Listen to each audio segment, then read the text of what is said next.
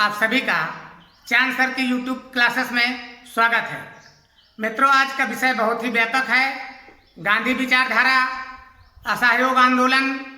इससे आपको बहुत से प्रश्न टकराते रहते हैं, चाहे वो हाई स्कूल की परीक्षा हो या प्रतियोगी परीक्षा, सभी के लिए महत्वपूर्ण है। आइए पहले इसकी हम बेसिक जानकारी देते हैं, फिर नक्शे के आधार पर असहयोग आंदोलन को पढ़ाया जाता है। आइए देखते हैं महत्वपूर्ण तथ्य। गांधी जी का जन्म 2 अक्टूबर 1869 ईस्वी में पोरबंदर में हुआ था। पोरबंदर ये आपका है गुजरात में। इनका फुल नेम, पूरा नाम जो है मोहनदास करमचंद गांधी है। माता का नाम पुतलीबाई, पिता का नाम करमचंद गांधी। उच्च शिक्षा इन्होंने इंग्लैंड में ग्रहण किया और इंग्लैंड में ग्रहण करने के लिए 1888 से 91 तक जो है वहां पर इन्होंने बैरिस्टरी की डिग्री हासिल किया। फिर वापस मुंबई में आए 1891 में। 1891 से 1893 तक इन्होंने मुंबई में वकालत किया और इसके बाद जो है अफ्रीका गए। अब्दुल्ला सेठ की वकालत करने के लिए दक्षिण अफ्रीका गए 1893 में और फिर ये वहीं के वहीं रह गए। ये आपका दक्षिण अफ्रीका है। 1914 तक दक्षिण अफ्रीका में रहे। पहला सत्याग्रह 1914 में इन्होंने अफ्रीका में प्रारंभ किया और अफ्रीकी सरकार ने काले कानून को जो है रद्द कर दिया था। ये इनके सत्याग्रह का अफ्रीका में पहला प्रभाव था, पहली बड़ी विजय थी। उसके उपरांत 1914 में गांधी जी ने स्वदेश आने की बात सोचा और भारत देश वापस आए। भारत देश वापस आने के बाद घूम घूम करके देश में जागृति पैदा किया और 1917 में चंपारण में, जो बिहार में पड़ता है, पहला सत्याग्रह प्रारंभ किया। और वहां पर क्यों किया था? किसान हितों में। चूंकि नील की खेती सरकार जबरदस्ती करवाती थी। 3/20 इसका वो था, तिकठिया पद्धति कहते थे, यानी 3 हिस्से में नील की खेती करना है, 17 हिस्सा में आप और कुछ कर सकते हैं। लेकिन वो अच्छी जमीन में करवाते थे और उसका उचित मूल्य नहीं मिलता था, इसलिए किसान परेशान थे। इसको भी गांधी जी के माध्यम से विरोध हुआ और 135 साल पुरानी जो 3 पद्धति थी उसको समाप्त किया। 1918 में कपड़ा मिल मजदूरों के सहयोग में भूख हड़ताल किया था अहमदाबाद में। गुजरात में इन्होंने, चूंकि जो यहाँ की कंपनियां थी सरकार ने बंद कर दिया था और अपनी ही कंपनी का कपड़ा और सामान जो है खरीदने के लिए लोगों को मजबूर करते थे। 1918 में जो खेड़ा है, ये नंदियाल जिले के पास जो है गुजरात में, यहाँ पर खेड़ा पड़ता है। यहाँ पर काफी जो है बाढ़ आ गई थी और प्लेग महामारी फैली हुई थी, जिससे किसानों ने कहा कि हम कर नहीं दे पाएंगे और गांधी जी के सहयोग में 1918 में कर नहीं का आंदोलन शुरू हुआ। सरकार को झुकना पड़ा और सरकार ने काफी कर माफ किया है। इसके बाद में मार्च 1919 को रोलेट एक्ट अंग्रेजों ने पास किया। यह एक्ट ऐसा गड़बड़ एक्ट था कि न दलील, न अपील, न वकील कुछ नहीं कर सकते हो, जिसको भी चाहे अंग्रेज अंदर कर सकते थे। गांधी जी ने इसके विरोध में 6 अप्रैल 1919 को रोलेट एक्ट का विरोध किया और देशव्यापी हड़ताल शुरू किया। यह हमारे देश में पहली देशव्यापी हड़ताल थी जो गांधी जी के नेतृत्व में 6 अप्रैल 1919 को हुई। 13 अप्रैल 1919 को जलियांवाला बाग हत्याकांड होता है। सैफुद्दीन किचलू और डॉक्टर यशपाल के गिरफ्तारी के विरोध में काफी जनता मारी जाती है। जनरल डायर जो है गोली चलवाता है। सितंबर 1920 को कलकत्ता अधिवेशन हुआ था, जिसमें गांधी जी ने असहयोग आंदोलन पारित किया था। कुछ विरोध के बाद ये पारित हो गया था। तो ये घटनाक्रम इस प्रकार से जो महत्वपूर्ण थे, हमने आपको बताने की कोशिश की। कुछ आगे और भी चलते हैं। 5 फरवरी 1922 को चौरी चौरा कांड हुआ था, जिसमें भारतीय जो है एक थानेदार और 21 सिपाहियों को जिंदा जलाया था। गांधी जी ने सोचा कि ये हिंसा बढ़ न जाए, इसलिए 11 फरवरी 1922 को असहयोग आंदोलन वापस किया था। यद्यपि देश में इसका विरोध हो रहा था कि अच्छा काम नहीं किया गांधी जी ने, पर गांधी जी जब 11 फरवरी को असहयोग आंदोलन वापस किया तो उसके बाद में 10 मार्च 1922 को अंग्रेज सरकार ने गांधी जी को जेल भेज दिया। 6 सालों की सजा सुनाया और गांधी जी का स्वास्थ्य गड़बड़ हुआ। 5 फरवरी 1924 को गांधी जी को अंग्रेजों को छोड़ना पड़ा। तो इस प्रकार से ये जो है महत्वपूर्ण तथ्य थे। अब आइए नक्शे के माध्यम से हम सभी महत्वपूर्ण तथ्यों को जानने की कोशिश करते हैं। गांधी जी का जन्म 2 अक्टूबर 1869 को पोरबंदर में हुआ था। कहाँ हुआ था? ये पोरबंदर है आपका गुजरात में। इनकी जो प्रारंभिक शिक्षा थी वो साधारण स्कूल में हुई थी गांव देहात में, और उच्च शिक्षा के लिए इन्हें इंग्लैंड जाना पड़ा। ये इंग्लैंड का नक्शा है। लंदन गए थे और वहीं से बैरिस्टरी वकालत की पढ़ाई इन्होंने पढ़ा था। बैरिस्टर बन गए और बैरिस्टर बनने के बाद ये लंदन से वापस आए मुंबई। मुंबई में इन्होंने वकालत प्रारंभ किया 1891 से 93 तक। और फिर इसके बाद में अब्दुल्ला सेठ जो एक भारतीय व्यापारी थे, उनके मुकदमे की पैरवी के लिए जो है दक्षिण अफ्रीका चले गए। ये दक्षिण अफ्रीका का आपका नक्शा है। और दक्षिण अफ्रीका में महात्मा गांधी जी 1893 से 1914 ईस्वी तक रहे। वहां पर तमाम से मुकदमों की पैरवी किया और अंग्रेजों के रंग भेद नीति का इन्हें अफ्रीका में अनुभव हुआ। तभी दक्षिण अफ्रीका में गांधी जी ने 1914 में पहला सत्याग्रह प्रारंभ किया था। पहला सत्याग्रह भारत में तो 17 में प्रारंभ किया, लेकिन दक्षिण अफ्रीका में 1914 में प्रारंभ किया था। भ्रम में न पड़े आप लोग। जिसके फलस्वरूप दक्षिण अफ्रीकी सरकार ने काले कानून को रद्द कर दिया।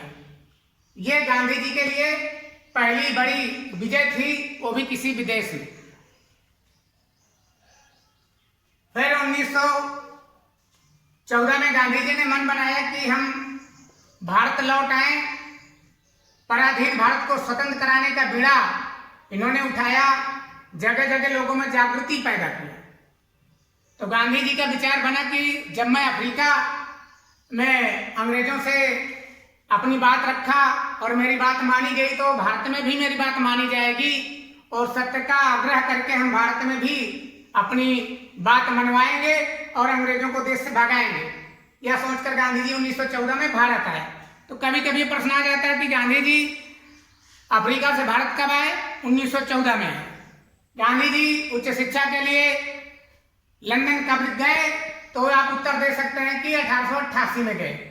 कब तक पढ़े उन्होंने? 1888 से 1891, अर्थात 3 वर्षों तक लंदन में उन्होंने बैरिस्ट्री की डिग्री पढ़ा। कहाँ पढ़ाई की उच्च शिक्षा? लंदन में। उस जमाने में जब कोई विदेश नहीं जा पाता था तो माननीय पूज्य गांधी जी इंग्लैंड जाके जो है पढ़ाई किए थे। कोई पूछ ले गांधी जी मुंबई जो है लंदन से वापस कब आए? तो लंदन से मुंबई अपना 1891 में आए और 93 तक यहाँ पर वकालत प्रारंभ किया। गांधी जी कभी कभी आ जाता है पहली वकालत कहाँ प्रारंभ किया? तो गांधी जी ने पहली वकालत मुंबई में प्रारंभ किया। कब किया? जो समय चक्र है 1891 से 1893 तक। अब्दुल्ला सेठ की वकालत करने के लिए दक्षिण अफ्रीका गए। कभी कभी प्रश्न घुमा के पूछ लेता है गांधी जी दक्षिण अफ्रीका कब गए, क्यों गए? तो इन प्रश्नों का भी उत्तर आप दे सकते हैं। आइए इसी कड़ी से हम आगे बढ़ते हैं। फिर 1917 में चंपारण, ये आपका चंपारण पड़ता है उत्तरी पश्चिमी जिला बिहार में। आप देख लीजिए नक्शे पर, नक्शे में भी मिलान कर लीजिए चंपारण कहाँ पड़ रहा है। तो यहाँ अप्रैल 1917 में ये आंदोलन प्रारंभ हुआ। प्रथम सत्याग्रह आंदोलन कब और कहाँ प्रारंभ हुआ? तो चंपारण प्रारंभ हुआ। क्यों प्रारंभ हुआ? क्योंकि उत्तर है नील की खेती, तिनकठिया पद्धति 3/20 यहाँ लिखा हुआ है। इसका तात्पर्य है कि अंग्रेज लोग जबरदस्ती 3 हिस्से में नील की खेती करवाते थे और 3 हिस्से में उन्हीं खेतों में करवाते थे जो उपजाऊ खेत थे। और नील की खेती करने से खेत खराब हो जाते थे इसलिए किसान करना पसंद नहीं करते थे और अंग्रेज लोग उसका अच्छा दाम नहीं देते थे। सारे किसान परेशान थे तो उनकी जो अच्छी उपज वाली जमीन है उसमें नील की खेती करना पड़ता था और रद्दी जमीन में वो अपने अन्य जो है खाद्यान्न पदार्थ उत्पादन करते थे, तो किसान को पसंद बिल्कुल नहीं था और इसका काफी विरोध चलता रहा। एक किसान नेता थे राजकुमार शुक्ला जी, वो गांधी जी से मिले, कई बार मिले, विशेष आग्रह किया और 10 अप्रैल 1917 को गांधी जी कलकत्ता से जो है बिहार गए, बिहार का दौरा किया और कहा कि हम आएंगे, आपकी समस्या के लिए यानी किसानों से भी बातचीत करेंगे। जैसे ही गांधी जी कलकत्ता से बिहार पहुंचते हैं तो किसान इकट्ठा होकर के बहुत बड़ी तादाद में जो है गांधी जी के दर्शन के लिए उमड़ पड़ते हैं। वहां पर अंग्रेज सरकार जो है इनको इजाजत नहीं देती है मीटिंग करने के लिए। बाद में न्यायालय में प्रस्तुत भी किया जाता है, लेकिन इतनी भीड़ और शोर शराबा होता है कि गांधी जी को अंग्रेजों को मजिस्ट्रेट को छोड़ना पड़ता है। बाद में गांधी जी 3-4 दिन बिहार में चप्पे चप्पे घूमते हैं, किसानों से नील की खेती के विरोध में जो है समस्या सुनते हैं, रूबरू होते हैं और 15 अप्रैल 1917 को प्रथम सत्याग्रह शुरू कर देते हैं। कभी कभी प्रश्न आ जाता है कि गांधी जी ने प्रथम सत्याग्रह कब और कहां प्रारंभ किया था, तो गांधी जी ने पहला सत्याग्रह 15 अप्रैल 1917 को चंपारण में प्रारंभ किया था। क्यों किया था? नील खेती के विरोध में। और 135 वर्षों की जो पुरानी तिनकठिया पद्धति थी, इसको जो है गांधी जी ने बंद करवाया कि किसान ये जुल्म नहीं सहेंगे और इनके प्रयासों से तिनकठिया पद्धति बंद हो गई, इस पे लगाम लग गई। वहीं पर गांधी जी ने शपथ खाया कि अब हम जो है अपनी स्वदेशी वस्तुओं से ही अपना निर्वहन करेंगे। देश में विदेश से कपड़ा आता था तो उन्होंने कहा कि हम अपने आधे कपड़े में बसर करेंगे। एक ही धोती को फाड़ करके लुंगी बनाया और अचला बनाया। इनके इस त्याग को देख करके रविन्द्रनाथ टैगोर जी ने इनको महात्मा की उपाधि दिया। कभी कभी प्रश्न आ जाता है कि गांधी जी को महात्मा की उपाधि कब किसने दिया, तो गांधी जी को महात्मा की उपाधि रविन्द्रनाथ टैगोर जी ने दिया था चंपारण बिहार में। और क्यों दिया था? इनके त्याग को देख करके, क्योंकि इन्होंने कहा हम आधे कपड़े में बसर करेंगे, इसलिए इन्होंने इनको महात्मा की उपाधि दिया। अंग्रेज भी इन्हें अधनंगा फकीर कहा करते थे। तो गांधी जी का बड़ा त्यागपूर्ण जीवन है। लोग टिप्पणियां कुछ भी करें, वो अपने जमाने के बहुत ही उच्च कोटि के लीडर थे, कोई शक नहीं है। आइए हम आगे इसी चर्चा को अगली कड़ी में बढ़ाते हैं। 1918 में यह अहमदाबाद नक्शे पर देख लीजिए, सब लोग जानते हैं कहां पर है, गुजरात पर। यहाँ पर जो है कपड़ा मिल मजदूरों के सहयोग में भूख हड़ताल प्रारंभ किया था। भाई यहाँ पर मिल लगी थी जहां पर कपड़े बना करते थे और अंग्रेजों ने भारतीय कंपनियों को बंद कर दिया था। अपने स्वार्थ के कारण भारतीय कंपनियों को अहमदाबाद में बंद कर दिया कि विदेश से कपड़ा आएगा तो उसी विदेशी कपड़े को लोग पहनेंगे।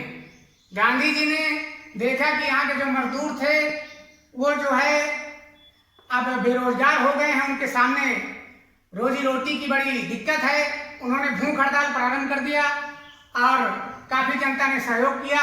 अंग्रेज सरकार को झुकना पड़ा, मिल पुनः चालू हुई। गांधी जी की ये भी एक बड़ी विजय थी। फिर गांधी जी काफी लोकप्रिय होते गए और पूरे देश में जगह जगह जागृति पैदा करते रहे। खेड़ा जिला अहमदाबाद के पास में है, नांदियाल जिला के पास में। ये नक्शे पर देख लीजिए, खेड़ा लगभग यहीं पड़ता है।